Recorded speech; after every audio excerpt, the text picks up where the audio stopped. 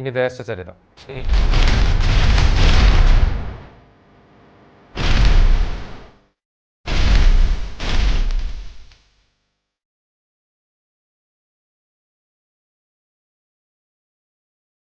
സംസ്ഥാനത്ത് കടപ്പുറം എന്ന പേരിൽ ഒരു തദ്ദേശ സ്ഥാപനം മാത്രമേ ഉള്ളൂ. അത് ചാവക്കാടിനടുത്ത് ഏറെ പ്രസിദ്ധമായ മനോഹാരിത ഏറെയുള്ള കടപ്പുറമാണ്. രൂപീകരിച്ച കാലം മുതൽ ഇതേവരെ മുസ്ലിം ലീഗിന്റെ കരുത്തിൽ UDF ഭരിക്കുന്ന പഞ്ചായത്തിൽ LDFന് പുറമെ BJPക്കും സ്വാധീനമുണ്ട്.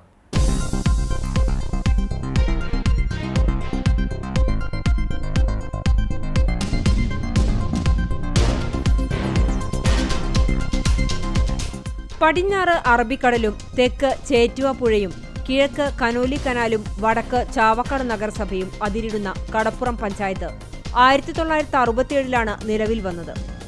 ഒരുമനൂർ പഞ്ചായത്തിന്റെ ഭാഗമായിരുന്ന ഇവിടെ ശക്തമായ പ്രക്ഷോഭങ്ങൾക്കൊടുവിലാണ് കടപ്പുറം ഗ്രാമപഞ്ചായത്തിന്റെ പിറവി.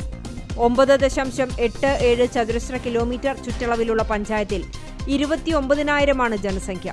മത്സ്യത്തൊഴിലാളികളും ബീഡി തൊഴിലാളികളും കർഷക തൊഴിലാളികളും ഉണ്ടായിരുന്ന പ്രദേശം ഗൾഫ് പണത്തിന്റെ സ്വാധീനത്തിലാണ് ഏറെ വികാസം പ്രാപിച്ചത്. ഏറെ വികസനമുണ്ടായെങ്കിലും ശുദ്ധജലക്ഷാമത്തിന് പൂർണ്ണമായും പരിഹാരമായിട്ടില്ല. ഇടയ്ക്കിടെ ഉണ്ടാകുന്ന കടൽക്ഷോഭവും പ്രധാന പ്രശ്നമാണ്. പഞ്ചായത്ത് രൂപീകൃതമായതു മുതൽ മുസ്ലിം ലീഗിന്റെ നേതൃത്വത്തിലുള്ള UDF ആണ് ഭരണം നടത്തുന്നത്. 1.5 വർഷം കോൺഗ്രസുകാരനായ TK ഹുസൈൻ പഞ്ചായത്ത് പ്രസിഡന്റായതൊഴിച്ചാൽ മുസ്ലിം ലീഗുകാർ മാത്രമാണ് കടപ്പുറം പഞ്ചായത്ത് പ്രസിഡന്റ് സ്ഥാനം വഹിച്ചിട്ടുള്ളൂ. 16 വാർഡുകളുള്ള പഞ്ചായത്തിൽ UDF 10, LDF 4, BJP 2 എന്നിങ്ങനെയാണ് നിലവിലെ കക്ഷിനില. മുസ്ലിം ലീഗിലെ ഹസീന താജുദ്ദീൻ ആയിരുന്നു കഴിഞ്ഞ ഭരണസമിതിയിലെ ആദ്യ സാരഥി. പിന്നീട് മുസ്ലിം ലീഗിലെ സ്വാലിഹ ഷൗക്കത്ത് പ്രസിഡന്റായി. 16 വാർഡുണ്ടായിരുന്ന പഞ്ചായത്തിൽ ഇപ്പോൾ വാർഡ് പുനർവിഭജനത്തെ തുടർന്ന് 18 വാർഡായി മാറിയിട്ടുണ്ട്. ഈ കാലയളവിൽ ഒട്ടേറെ വികസനം കൊണ്ടുവരാൻ സാധിച്ചെന്ന് പ്രസിഡന്റ് പദവി വഹിച്ചിരുന്ന സ്വാലിഹ ഷൗക്കത്ത് പറഞ്ഞു. ലൈഫ് ഭവന പദ്ധതിയെ കുറിച്ച് പറയുകയാണെങ്കിൽ ഫേസ് 1, ഫേസ് 2 കംപ്ലീറ്റ് ആയിട്ട് നമുക്ക് പൂർത്തീകരിക്കാൻ സാധിച്ചു. അതുപോലെ തന്നെ 380 പേരാണ് നമുക്ക് തേർഡ് ഫേസിൽ നമുക്ക് ലൈഫിനായിട്ട് അപേക്ഷകർ ലഭിച്ചെങ്കിലും 283ഓളം പേരിൽ 93 പേര് മാത്രമാണ് അർഹരായിട്ടുള്ളത്. അതിൽ 40 പേരുടെ വീടുകൾ പൂർത്തീകരിക്കുകയും അതുപോലെ നമുക്ക് എഗ്രിമെൻ്റ് വെച്ചവരുടെ എല്ലാവർക്കും നമുക്ക് ആദ്യ ഗഡു കൊടുക്കാൻ സാധിക്കുകയും ചെയ്തിട്ടുണ്ട്.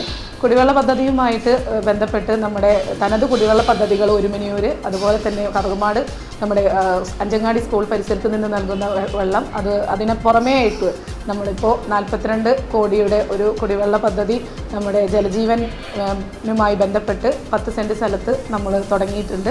അതിൻ്റെ പണി അന്തിമഘട്ടത്തിലേക്ക് അടുത്തുകൊണ്ടിരിക്കുകയാണ്. വിദ്യാഭ്യാസ മേഖലയുമായി ബന്ധപ്പെട്ട് പറയുമ്പോൾ വിദ്യാഭ്യാസ മേഖലയിൽ 99 കൊല്ലമായിട്ടും സ്വന്തമായിട്ട് സ്ഥലമോ കെട്ടിടമോ ഇല്ലാത്ത ഒരു സ്കൂളിന് സ്വന്തമായി സ്ഥലം കണ്ടെത്തി എന്നുള്ളത് ഈ ഭരണസമിതിയുടെ വലിയ നേട്ടമായി കൊണ്ട് തന്നെയാണ് നമ്മൾ കാണുന്നത്. അവിടെ 2 കോടിയുടെ നമ്മുടെ സ്കൂൾ കെട്ടിടം പ്രവർത്തനം ആരംഭിച്ചു.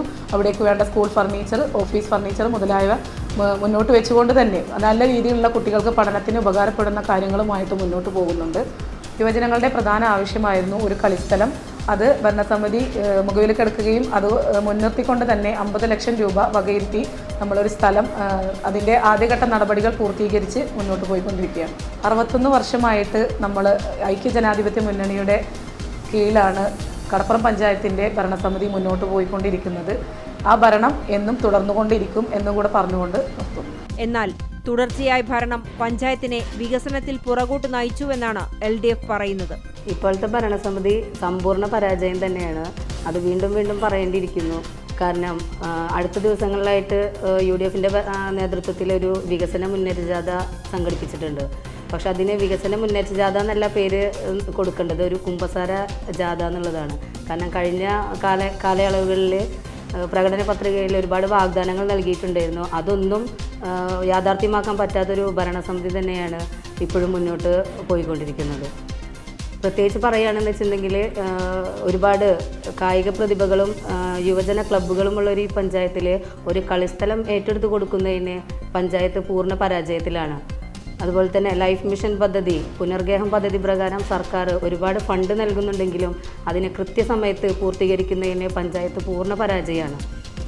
അതുപോലെ ഒരുപാട് വികസനങ്ങൾ കൊടുക്കേണ്ടതുണ്ട്.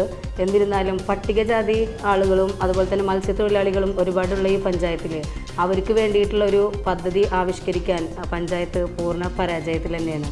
പ്രത്യേകിച്ച് എടുത്തു പറയുകയാണെന്ന് വെച്ചിട്ടുണ്ടെങ്കിൽ ക്രിമിറ്റോറിയം നിരന്തരം അത് കേടുപാടുകൾ സംഭവിച്ച് മരണപ്പെട്ട ആളുകളെ അടുത്ത പഞ്ചായത്തുകളിലേക്ക് പണം ചെലവാക്കി കൊണ്ടുപോകുന്നൊരു സാഹചര്യം, ഒരു വേദനാകരമായിട്ടുള്ള ഒരു സാഹചര്യമാണ് നമ്മൾ നിരന്തരം കണ്ടുകൊണ്ടിരിക്കുന്നത്. സ്വന്തമായിട്ട് ഒരു കുടിവെള്ള പദ്ധതി ആവിഷ്കരിക്കാൻ പഞ്ചായത്തിന് സാധിച്ചിട്ടില്ല. അതുപോലെ സുനാമി, ഒരു 250ഓളം വീടുകൾ ഉള്ള ഒരു സുനാമി കോളനിയിൽ ഒരു മാലിന്യ സംസ്കരണത്തിനായിട്ട് ഒരു പദ്ധതിയും ഇന്നുവരെ ആവിഷ്കരിക്കാൻ സാധിച്ചിട്ടില്ല. ഒരുപാട് റോഡുകൾ പഞ്ചായത്തിൽ തന്നെ ഒരുപാട് റോഡുകളുണ്ട്. അത് വളരെയധികം ശോചനീയാവസ്ഥയിലാണ്. ഒരുപാട് ആളുകൾ മദ്രസയിലും സ്കൂളുകളിലും അമ്പലങ്ങളിലും പള്ളികളിലൊക്കെ പോകുന്ന ഒരു ഏരിയകളാണുള്ളത്. പക്ഷേ എന്നിരുന്നാലും അതിനെ ഇലക്ഷൻ്റെ മുന്നോടിയായിട്ട് കണ്ണിൽ പൊടിയിടുന്ന രീതിയിലാണ് ആ ഒരു വർക്ക് ജനങ്ങളെ കബളിപ്പിക്കുന്നതിന് വേണ്ടിയിട്ട് നടന്നുകൊണ്ടിരിക്കുന്നത്. അതിലൊക്കെ പൂർണ്ണ പരാജയം തന്നെയാണ് ഈ ഒരു ഭരണസമിതിയുള്ളത്. കടപ്പുറം പഞ്ചായത്തിൽ ഒത്തുതീർപ്പ് രാഷ്ട്രീയമാണ് നടക്കുന്നതെന്നും ഇതിന് ബദലായി BJP മാറുമെന്നും BJP അംഗം പറയുന്നു.